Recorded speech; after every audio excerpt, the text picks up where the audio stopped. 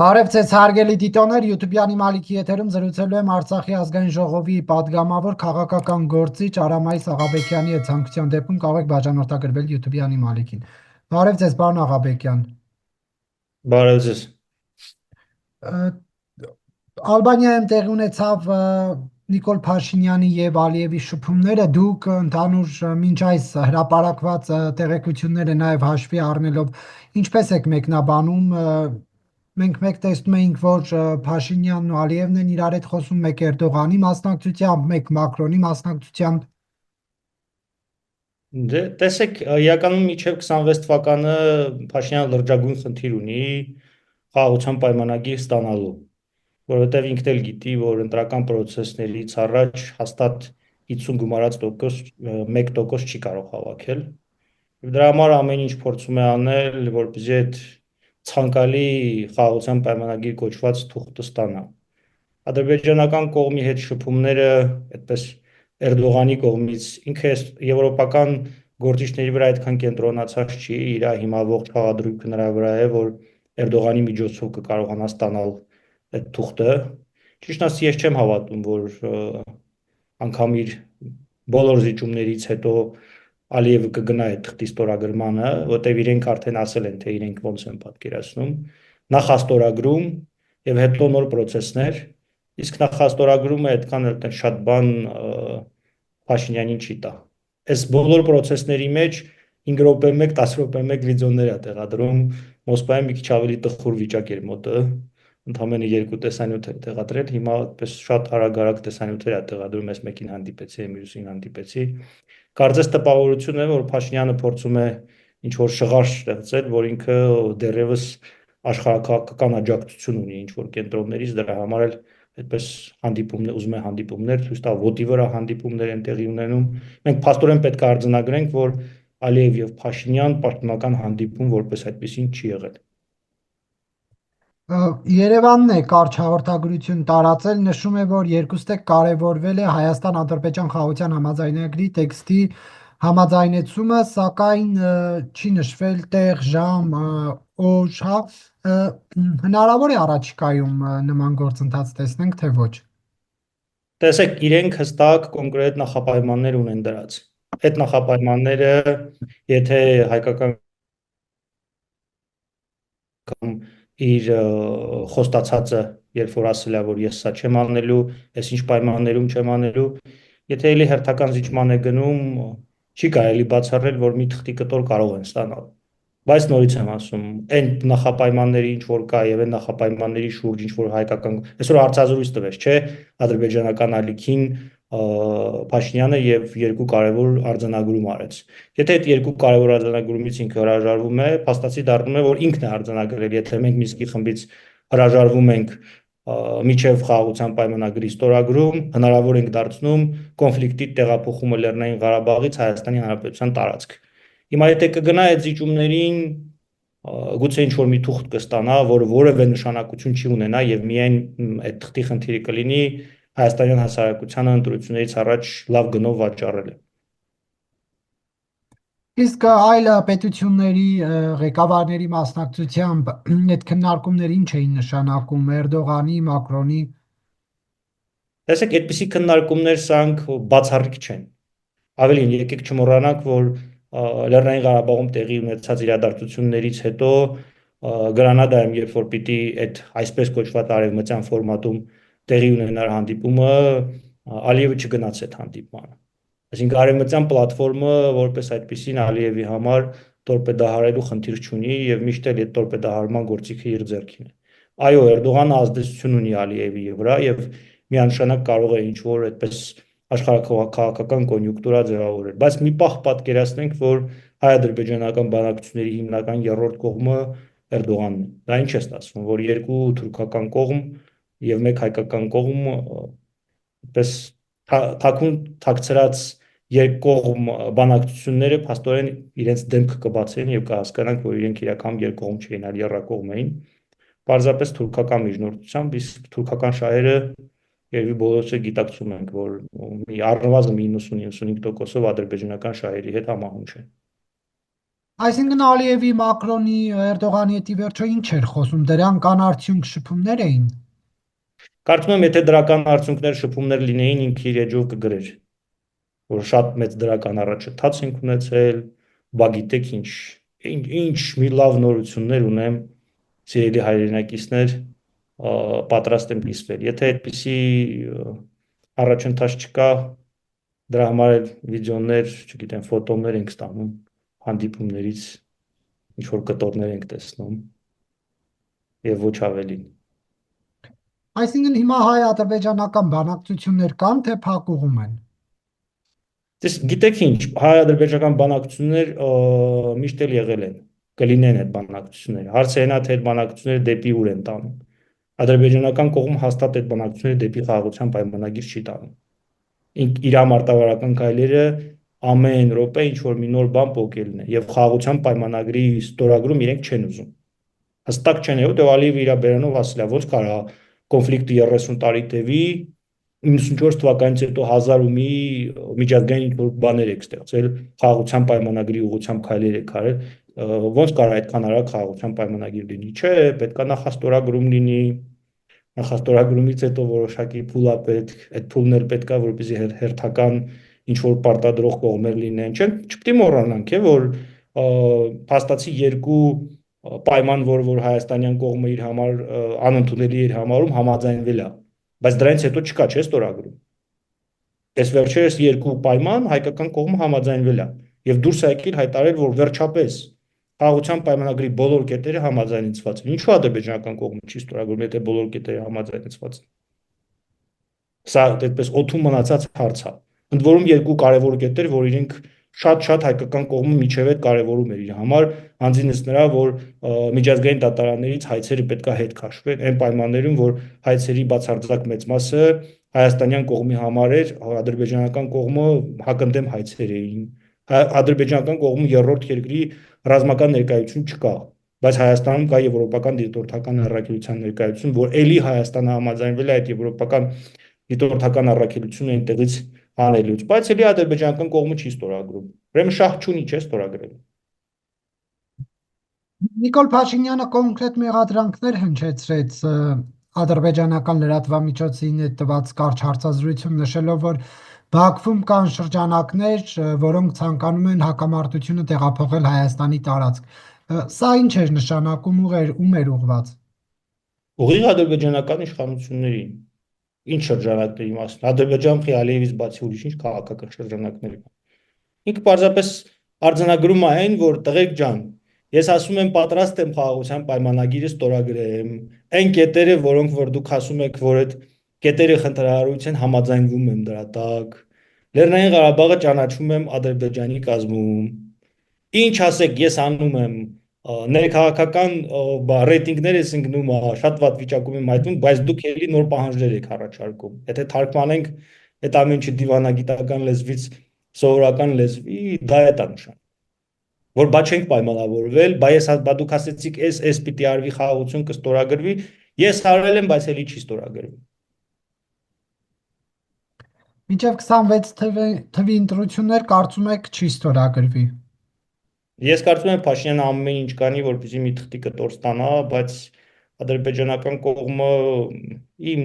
ներքին համոզմունքով չի գնալու որևէ փաստաթղթի ստորագրման։ Նախաստորագրման կգնա։ Փաստաթղթի ստորագրման վերջնական չի գնա։ Պարոն Աղաբեկյան, Արցախի ազգային ժողովը պետք է նախագահ ընտրեր, գործընթացը ինչ փուլում է, ով է թեկնածուն լինելու, ովքեր են առաջադրվել, տեղեկություններ ունեք։ Ինչո ամսի 21-ն է ժամանակահատվածը, ամսի 21-ին պիտի հրաժարական տա եւ նոր տեխնացուներ նոր առաջադրվեն։ Ես կոնկրետ երկու հոգու հետ խոսել եմ, երկու հոգին էլ հրաժարվել են, դրա համար իրենց անունները չեմ ուզում հրապարակեմ, եթե համաձայնված լինեին հաճույքով կհրապարակեի։ Այն, որ ներքին համոզմունք ունեմ, որ Սամվել Շահրամանյանը նորից չպետք է վերընտրվի, այլ պետք է այնպիսի մարդ լինի, որ կկարողանա Արցախահայերի շահերը ներկայացնել եւ հանրային խոսք ունենալ, ինչպես նաեւ քաղաքական որոշակի կշիռ, դա միանշանակ է։ Իսկ ում եք դուք տեսնում այդ պաշտոնին։ Դե ես ում տեսնում եմ իր հետ խոսել եմ չի համաձայնվել, դրա համար չեմ ուզում հրապարակել հանրային Սամվել ասել իրեն։ Բաբայանին նկատի ունեք։ Դե եթե ասելու լինեի, կասեի Նարեկ ջան։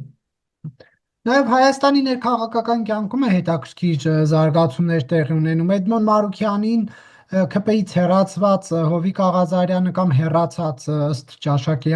Հովիկ Աղազարյանն ու Հակոբ Ասլանյանը իրենց նորաստեղծ կուսակցությունով առաջադրում են, պատրաստվում են առաջադրել վարչապետի թեկնածու։ Սա ինչպես է մեկնաբանում։ Էդմոն Մարուքյանը ընդդիմադիր Նիկոլ Փաշինյանի հետ եղել է ելքում, հետո հատուկ հանձնարարություններով դեսպան է աշխատել Նիկոլ Փաշինյանի կաբինետում։ Ընդհանուր այս առաջադրման հետ կապված ինչ կարծիք ունեք։ Դե լավ արել առաջադրել է, թող առաջադրի քաղաքական պես երկար process-ը վերջնարդյունքին հասցնելու պոտենցիալ ես չեմ տեսնում դրան։ Ոչ Հայաստան խմբակցությունը, ոչ պատիվ ունեմ խմբակցությունը եւ ոչ էլ քաղաքացիական պայմանագիրը հաստատ Էդմոն Մարուքյանի օգտին չեն քվեարկելու։ Նա ամենակարևորը էսա, որ impeachment-ը պարտադիր կերպով հանրային ճնշման միջոցով պետք է լինի, որտեղ դա քաղաքացիական պայմանագրի падգամավորների անգամ երբ որ խոսքը գնացել է Արթունենք շարժման կողմից նախաձեռնությանը, որին միացել են նաև պատիվ ունեմ խմբակցությունը, միևնույնն է, այդ ամեն ինչ առանց հանրային ճնշման անհնարակյանքի կոչել, որտեղ քաղաքացիական պայմանագրի падգամավորները իրենք կամքով չեն գնալու եւ անվստահություն հայտնել Նիկոլ Փաշինյանին։ Բայց ինչու չեն միանա, ինչու եք վստահ, որ Քոչարյանի եւ Սերժ Սարգսյանի թիմերը չեն միանալու։ Դե վստահություն ոչ թե վստահ, ինչու են վստահ, որ չեն միանա, որովհետեւ նախ Էդմոն Մարուքյանի հետ իրենք կոնֆլիկտ ունեն, քաղաքական առումով իրենք այդպես նույն դաշտում չեն, բացի դրանից էլ եթե անվստահության process-ին պատիվ ունեմ ու միացել է հստակ կոնկրետ նախանշված բանով, որ եթե դուք Ռոբերտ Քոչարյանին որպես տեխնատու առաջադրենք, մենք պաշտպանելու ենք, սա որոշակի ցույց է տալիս ընդդիմության հնարավոր տեխնատուի գոյությունը։ Հաստատ Էդմոն Մարուքյանը չէ, պատիվ ունեմ եւ Հայաստան խմբակցությունների տեխնատուն են բaragային, որ այդ երկու խմբակցությունների միջև էլ որոշակի տարընթերցում կա տարբեր հարցերում։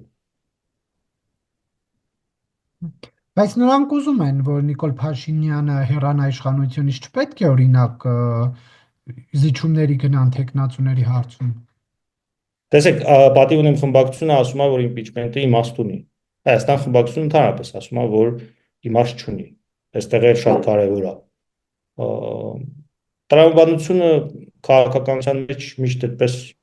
ըստ ուղղվածության պետք է դիտարկել։ Ես չեմ կարծում, որ պատիվ ունեմ խմբակցության համար Էդմոն Մարուքյանը ընդունելի տեխնացու է։ Սա իմ տեսակետն է։ Այսինքն սա տապալված գործընթաց է։ Կարծում եմ այո։ Դուք ընդհանուր ինչ եք կարծում, ճիշտ է իշխանափոխության պահանջը առաջ քաշել, բայց որպես այլընտրանք ունենալ Ռոբերտ Քոչարյանին եւ Սերժ Սարգսյանին։ Տեսեք, ես լուծման մոդելը մի քանի անգամ այս թեմայի մասին խոսել եմ, որն է։ Իհարկե լավագույն տարբերակը կլինի այն, որ եւ Ռոբերտ Քոչարյանը եւ Նիկոլ Փաշինյանը երբեք չվերարտադրվեն։ Սա ոնց որ իդեալական սցենարը կլինի։ Բայց այն պարագայում, երբ որ Նիկոլ Փաշինյանը ներկայանում է որպես արևմտամետ քաղաքական գործիչ եւ ռուսական կողմը ամեն անգամ հայ ժողովրդի աչքն է կողում, որ տեսեք դուք գնացել եք պրոարևմտյան ուժի եք քվեարկել, դրա համար էլ Ռուսաստանը պրոադրբեջանական դիրքորոշում է բռնել։ Այս պարագայում իմ համար որպես չարիքի փոքրագույն ավելի լավ կլինի, որ Հայաստանում հստակ արտահայտվող կողմ արտահայտվող ռուսական գծի մեջ լինող ուժեր լինեն, քան թե հակառուս ձևացող, բայց իրական ռուսական ուղեցրի մեջ գտնվողներ։ Սա իհարկե լավագույն տարբերակը չէ։ Լավագույն տարբերակը այն կլինի, որ իրենց ազգային համարող ուժերը մինչև 26 թվականի ընտրություններ նախընտրություն կազմակերպեն իրենց մեջ եւ մեկ միասնական ցուցակով գնան ընտրության։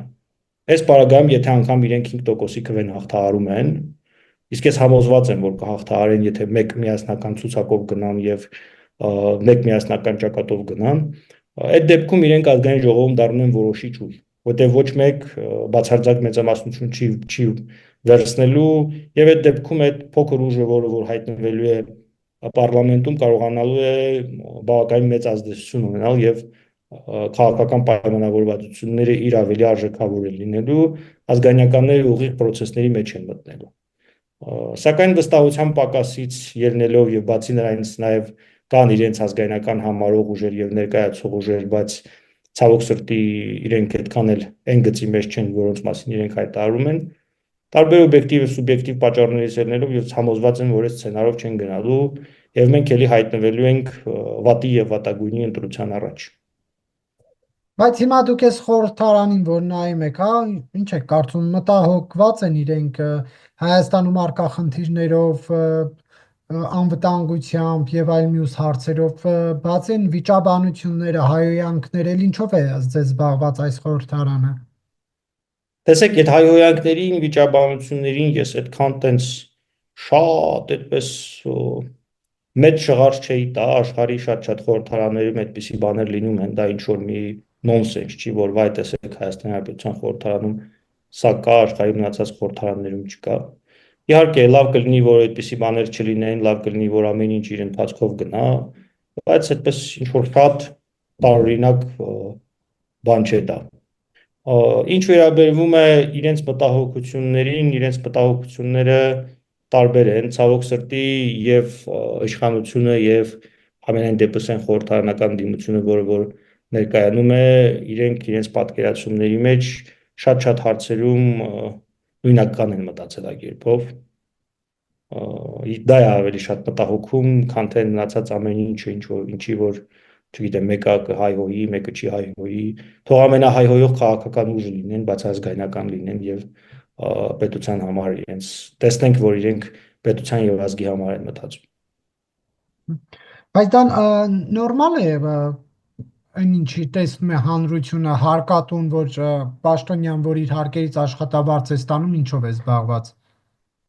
Իհարկե նորմալ չի, բայց այդպես ինչ որ առանձնահատուկ բացառիկություն իր մեջ չկա, որ մնացած երկրներում այդպիսի բան չի լինում, տեսեք Հայաստանի Հանրապետությունում լինում է։ Դե բայց մնաց երկրներն էլ բան ունեն, միջուկային զենք ունեն օրինակի համար, հա, օրինակ Ֆրանսիան, որ ցույցերի առումով կամ չգիտեմ, այդ առումով ավելի այսպես աչքի նորներից է, որ աննախադեպ ինչ որ բան կա լինի, բայց զուգահեռ դրան ասենք միջուկային զենք էլ ունի, ինչը հիմա ինչ ենք մենք մենակ այն մյուս երկրներից վատ են օրինակում։ Չէ, ես միանշանակ ձեր հետ համաձայն եմ, որ պետք է որ Հայաստանի Հանրապետության ներքին դիմադրողականությունը բարձր լինի եւ քաղաքական ուժերի հիմնական պես մտքերը, գործողությունները, քայլերը այդ ուղղության վրա պետք է լինեն։ Բայց այն որ պարլամենտում այդպիսի դեպքեր կարող են լինել եւ վատ է որ կան, բայց կարող են լինել, սա խոսքը սրա մասին է, որովհետեւ ընդ որում ոչ միայն հարավկովկասյան պարլամենտներ, օրինակ վրացիք ավելի տաքարյուն են, Վրաստանում մենք ավելի վրացական պարլամենտում ավելի հետաքրքիր բաներ ենք տեսել։ Օրինակ ադրբեջանական պարլամենտը այդ առումով իդեալական է։ Ադրբեջանական պարլամենտում կա այդպես կոնսենսուս եւ այնտեղ դու կյանքում երբեք երկու հոգի իրար գլուխ ջարդող չես տեսնելու։ Բայց չգիտեմ, եվրոպական խորհրդարաններում այդպիսի բաներ շատ կարող է ականատես լինել եւ տեսնում եք թե ինչ է կատարվում։ Ուզում եմ ասել ինքը իր բնույթով թող այդպես ինչ որ մի հատ առանձնահատուկ շատ տարբերվող բան չի, էլի ռուսական խորհրդարանում դումայում իրար վրա ջուր են շպրտում, բռնում իրար տպվում են, չգիտեմ, ջարդուփշուր են անում իրար, բայց ձեր ասած միջուկային երկիր է, գերտերություն է եւ աշխարհական խաղացող է։ Հիմա դրա վրա այդքան շատ կենտրոնանալ պետք չի։ Իհարկե ցանկալի կլինի կարծում, որ սա հենց իշխանության եւ քոչարյանական ընդդիմության բեմադրած շոուն է ժողովրդին զբաղեցնելու, ցույց տալու, որ Նիկոլ Փաշինյանի այլընտրանքը Ռոբերտ Քոչարյանն է։ Տեսեք, այդ շատ կարևոր հարց եք դուք բարձրացնում։ Լավ, հարց եմ տալիս այսպեսին։ Ռոբերտ Քոչարյանը չի, Սերժ Սարգսյանը չի։ Քաղաքական այլընտրանք ու բանանող ներկայացող ուժերը ով ունի այդպիսի պոտենցիալ, որ կարող է զբաղեցնել Ռոբերտ Քոչարյանի եւ Սերժ Սարգսյանի տեղը։ Թող զբաղեցնի, ով է ձեռքից բռնում։ Ամեն մեկը մի առանձին ուղղվածության մեջ 10 հոգանոց, 20 հոգանոց, 30 հոգանոց խմբերով իրենց համար համարում են իրենց, չգիտեմ, հայրենիքի փրկության կոմիտեներ, հայրենիքի փրկության շարժումներ, երբ որ առաջարկ ես անում, ասում են ժողովուրդ ջան, 20 հոգի դու ես, 30 հոգի դու ես, 100 հոգի դու ես, աշխարհում ընդունված պրակտիկա կա, Չենք ասում, որ մեկը ասի չէ, եկեք բոլորդ իմ շուրջ համախմբվեք։ Իրար մեջ նախընտրություն արեք, միասնական ճակատով դուրս եկեք, փորձեք այլ ընտրանք ձևավորել։ Եթե ասում են Սերժ Քոչարյան դուրս գան քաղաքական process-ներից, այդ նույնն է ոնց որ ասես, ես ուզում եմ այս մեկնաբանությունը ես մի անգամ տվել եմ։ Ես ուզում եմ ֆուտբոլում հաղթեմ, բայց հակառակ թիմ չեմ ուզում լինի։ Հիմա այդ մարդիկ կան քաղաքական դաշտում, գոյություն ունեն։ Քաղաքականության մեջ էլ ոչ մեկ իրենց իրավունք չունի ստիպել դուրս գալ։ Էնպես թող լինի անեն, որպեսզի կարողանան այնքան ուժ ձևավորել, որը որ այդ երկու ուժերին կարողանա թողնի լուսանցքում։ Հիմա իրանք են ուժեղ, իրենք են որպես ընդդիմություն հանդես գալիս։ Բայց դուք տեսնում եք այդ այսպես ասած հա, կասկածներ կան, որ ամեն ինչ անում են, որ Նիկոլ Փաշինյանը կրկին 26 թվականին վերընտրվի։ Կարծում եմ Նիկոլ Փաշինյանն է ամեն ինչ անում, որպեսզի ինքը 26 թվին վերարտադրվի, այդ թվում նաև իր կողմից ամեն կերպ Ռոբերտ Քոչարյանին թիրախավորելով, հստակ գիտակցելով, որ Ռոբերտ Քոչարյանի անտի-ռեյտինգը Հայաստանում ամենամեծն է։ Եթե ռեյտինգն էլ է մեծ համեմատական բանի, Նիկոլ Փաշինյանը միաժամանակ անտի-ռեյտինգն էլ է մեծ Ռոբերտ Քոչարյանին, դրա համար էլ ինքը հենց այդ թիրախավորման գնում է, որովհետև ինքն էլ է դրա մասին խոսել, իր համար այդպես ընդունելի տեխնացու է, բայց այդտեղ կա մի ուրիշ բայց։ Հիմա Նիկոլ Փաշինյանը այնքան Ռոբերտ Քոչարյանի վրա չի կենտրոնացած, որքան որ երրորդ ուժ պարլամենտ անցկացնելու վրա։ Իսկ այդ երրորդ ուժը լինելու է հաստատ իմ կարծիքով լինելու է Եվրոդաշինքը։ Ամեն ինչ պետք է այնպես անել, որ 5% շեմը կամ 7% շեմը, եթե դաշինքով է գնալու, այդ իրենց եվրոպական ուժերի անվանողները պարլամենտում հայտնվեն, որպեսզի իրենք կարողանան Նիկոլ Փաշինյան վերարտադրել։ Սա լրջագույն քաղաքական խնդիր է, իրենք գիտեն, որ այսօր 50 գումարած 1 ստանալու պոտենցիալ չունեն, չեն կարող ունենալ։ Նիկոլ Փաշինյանի անտի-ռեյտինգն էլ է շատ բարձր, անասելի բարձր։ Այնպես որ Քոչարյան եւ Նիկոլ Փաշինյան պայքարը 26 թվականին նույնիսկ եթե իր համար Ռոբերտ Քոչարյանը լինի ցանկալի երկրորդ տեխնացու, միանշանակ չի թե ինչպես կարող է ավարտվել։ Հաշվի առնելով, որ կոալիցիոն կառավարություն ենք ունենալու ցանկացած պարագայում։ Դե բայց եթե դուք ասում եք, որ Փաշինյանը իր արժեվ խնդիր ունի դրած արևմտամետ ուժ խորհրդարան անցկացնել թեկուզ հավանական կոալիցիայի համար, ուրեմն Հանրապետություն կուսակցության են հայտարարությունները, որ հիմա ամեն ինչ անում են, որ մեզ վարկաբեկեն, դա իրականություն է համարվելու։ Ինչ ուզում է լինի, Երևանի ընտրություններում մարդիկ գնացին Փաշինյանի հետ համաձայնության, հիմա էլ արտաքին քաղաքական հարցերում նույնակերպ է մտածում, իրենք բացահայտ արտահայտվում են այդ մասին։ Իշխանական լրատվամիջոցների հիմնական աստղերը արևմտամետ բլոկի ներկայացուցիչներն են, ՀՄԷԿ-ի տաղավարում միշտ արևմտամետ բլոկի ներկայացուցիչներն են որպես հիմնական վերլուծաբաններ։ Սա խոսում է ներքին պայմանավորվածությունների գոյության մասին եւ այդ ներքին պայմանավորվածությունները միանշանակ կատարվելու են։ Իհարկե, Ռոբերտ Քոչարյանն ու Սերժ Սարգսյանն են փորձելու իրենց երրորդ ուժը այնպես անեն, որպեսզի հայտնվի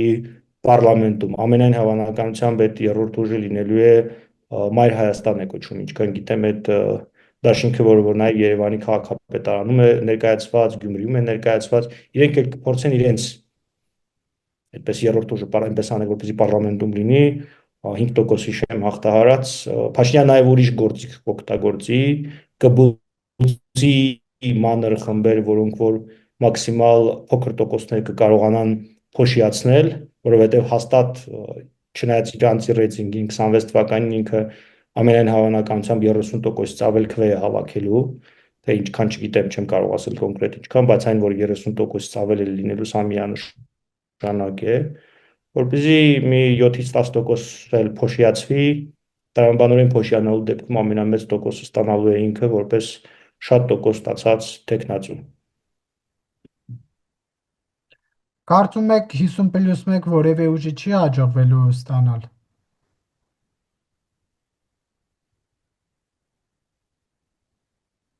Ոչ թե կարծում եմ, այլ համոզված եմ։ Այսօրվա քաղաքական կոնյունկտուրայի պայմաններում դժվար է այս անվստահության ֆոնին շատ դժվար է 50 գումարած 1 ստանալը։ Այսպես ասեմ, 21 թվականին նույնիսկ պատերազմը պարտվելուց հետո քաղաքացիական պայմանագիրը եւ Նիկոլ Փաշինյանը ավելի մեծ ռեյտինգ ունեին, քան թե հիմա ունեն, ու այդ ռեյտինգը ամեն օր գնալով մաշվում է։ Պարոն Աղաբեկյան, դուք խորհրդարանում տեղի ունեցած այդ սկանդալից հետո մի այսպիսի գրառում եք արել, որ աջակցում եք Լևոն Քոչարյանին, հատկապես ինչու եք աջակցում իրեն։ Ես աջակցել եմ իրեն այն առումով, որ 2 ժամ շարունակ այդ դեպքից հետո բոլոր տեղեկատվական խողովակները, այդ թվում նաև իշխանամերձ եւ չգիտեմ, պրոիշխանական արբանյակները ինչ ասես ինչ ուտակներ ասես թափել են իր վրա, նույնիսկ հրապարակում են արել, չգիտեմ, 2018 թվականին թե ընդ որում երրորդ հանդիպում միջոցով ԱԱԾ-ի հարցաքննության ինչ-որ տվյալներ են հրապարակել եւ այլն, որ այդ ապօրինի գույքի հետ կապված ինչ որ բաներ, այսինքն եղել է քաղաքական հստակ ուղղվածությամբ մեկ մարդու դեմ ճնշումներ, ընդ որում, այսպես ասեմ, այդ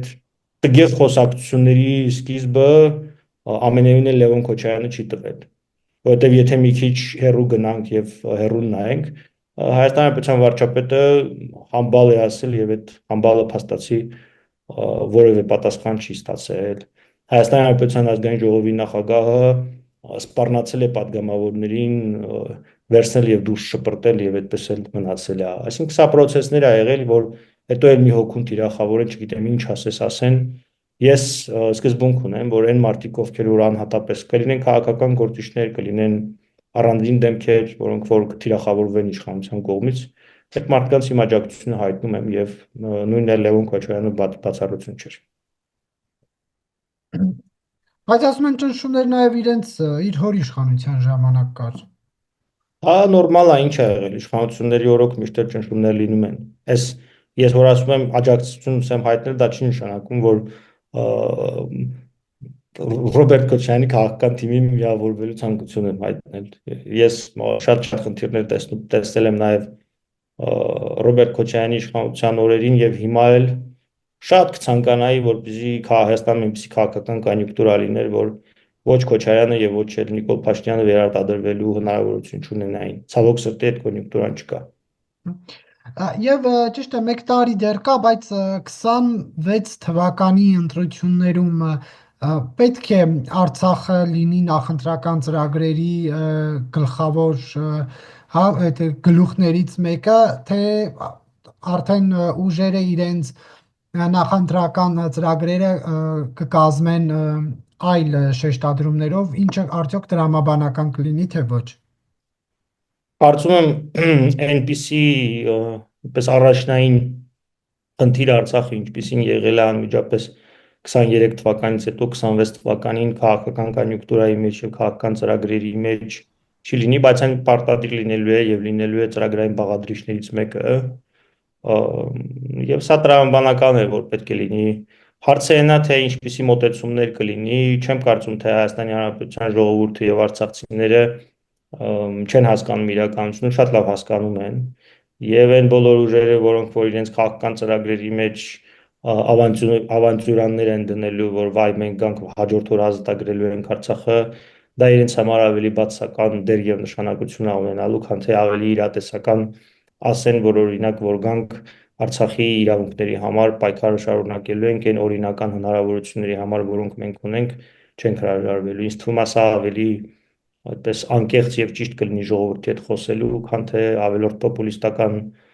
արձանագրումներ համոզված լինելով, որ իրենք քաղաքական իշխանություն չեն ձևավորելու։ Բայց հիմա էլ կան ուժեր, որ նման խոստումներ են տալիս։ Դա նշանակում է, որ ստում են իրենք եւ ուզում են զուտ ժողովրդի ականջահաճո հայտարարություններ անել։ Տեսեք, այնպես չի, որ ես չեմ հասկանում, որ Հայաստանի Հանրապետությունն ներկայիս իր տարածքով կենսունակ է։ Բոլորս էլ հասկանում ենք, որ այս տարածքը 29,000-ը ինքը կենսունակության խնդիր ունի եւ հենց Խորհրդային Միության ժամանակներում սովետական միության կողմից ինքը գծվել է հենց ավելի հեշտ կառավարելի պահելու համար։ Բայց գոյություն ունեն որոշակի իրողություններ եւ որոշակի խաղի կանոններ, որոնք որ պետքա պահել, որպեսզի կարողանաս հետագայում հաջողություն ունենալ։ Նույն Ռուսաստանի նման գերտերությունը, եթե, չգիտեմ, իրադարձություններին հիշում եք, հետևել եք, ժամանակին ասում էր, որ ինչ ա եղել, որ մենք երբևիցե կյանքում ըղրիմը չենք վերցնի։ Հետո այդ քաղաքական կոնյունկտուրան փոխվեց եւ պարզվեց, որ իրենք չէին ուզում վերցնել, այնտեղ այդ Ղրիմի ժողովուրդն էր տանջվում, տառապում եւ իրենք ստիպված գնացել են այդ process-ին։ 14 թվականից հետո ասեցին, որ բանը ուզում է մտնի Ուկրաինան, ուզում է մտնի ՆԱՏՕ, եւ մենք ստիպված գնում ենք ռազմական գործողությունների։ Այսինքն որոշակի ինչ որ նախապատրաստական աշխատանք, վարժանքներ, տնային առաջադրանքներ, պետության ներքին դիմադրողականության բարձրացում, հզորացում է պետք հնարավորություններ ստեղծելու համար այդպիսի նպատակների հետևից, որպեսզի գնաս։ Թե չէ այնպես հա, ինչ ա եղել, այն քաղաքական միավորը, որը գիտի, որ 5% հիշեմը չի հաղթահարելու, ինչա, թող ասма, ինչի Արցախ եղեք Արցախի վրա կենտրոնա, Մուշը, Բիթլիսը, Վանը, գիտեմ, Ջավախքը, Պարսկահայքը, էլ ինչ կա, կարելի է դրանք էլ ասել։ Այսինքն երբ է գալու դրանց մասին խոսելու ժամանակը, թե երբեք չի գալու։ Միանշանակ կարող է գալ, եթե օրինակ իմ կարծիքով երեք հիմնական պարտադիր պայման կա, որ մեզ կարող է տանել դրան, որ միանշանակ պետության հզորացմանը եւ դեպի պետության հզորացում գնալու միակ ճանապարհն է։ Դա առաջինն այն է, որ Հայաստանի Հանրապետության քաղաքացիություն ստացած անձը, որ ընտանիք ունի, երկու եւ ավելի երեխա ունենալու դեպքում բնակարանի խնդիր չպետք է ունենա։ Ոչ թե լավ վարկեր պետք է ստանա, չգիտեմ, ինչ որ լավ հետաքրքիր տոկոսադրույքներ պետք է լինեն, այլ ոչ, ինքը բնակարանի խնդիր որևէ դեպքում չպետք է ունենա։ Հարուստ եւ աղքատ հասկացողություններ չպետք է լինի, եթե հարցը վերաբերում է կրթությանը։ Բոլորը կրթություն ստանալու իրավունք պետք է ունենան եւ պետք է կրթություն ստանալու իրավունքից օգտվեն։ Ցավոք սրտի այսպիսի շատ կարևոր բաներ կա, որոնց մասին առողջապահական համակարգն է, որ այսօր օրինակ ես լսում եմ, որ մարդը օպերացիա անելու խնդիր ունի, բայց ինքը չի գնում օպերացիա անելու զուտ են պատճառով որ ֆինանսական խնդիր։ Պարտադիր ապահովագրական համակարգը սոցիալական շերտերի հաշվի առնելով այսպեսի շատ-շատ երեք կարևոր հիմնական հարցը լուծելուց հետո մնացած հարցերը ինքնին սրան ածանցյալ հարցեր են եւ լուծվելու են։ Կլինեն անվտանգային հարցեր, թե մնացած հարցերը միանշանակ սրանք բոլորը լուծվելու են։ Այսպեսի խորքային բաների մասին չեն խոսում, այլ ընդհակառակը նախագիծ են բերում ազգային ժողով, որ ասում են, որ ով շատ փող ունի ինքը բանակում չի ծառայել, որ հստակ արդեն նպատակադրություն է, որ տեսեք բանում հայրենիք պաշտպանելը լինելու է մենակ աղքատների գործը, որ չի կարող սոցիալական արդարության մասին խոսել, որը չի կարող ազգի մեջ միասնություն ձևավորել։ Չկա այդպիսի բան, այսինքն այս մարդիկ կարծես թե նպատակային ամեն ինչ անում են, որպեսզի մաքսիմալ շատ շերտերի բաժանեն հայկական հասարակությանը, չգիտեմ, սա որևէ էական տարբերություն չկա, եթե դա նպատակային են անում կամ էլ, չգիտեմ, իրենց հիմարություն ելնելով են անում։ Փաստերն է, որ այս ամեն ինչի վերջնարդյունքում դժում է Հայաստանի Հանրապետությունը։ Շնորհակալություն, պարոն Աղաբեկյան, հարցազրույցի համար։ Ձեզ եմ շնորհակալ։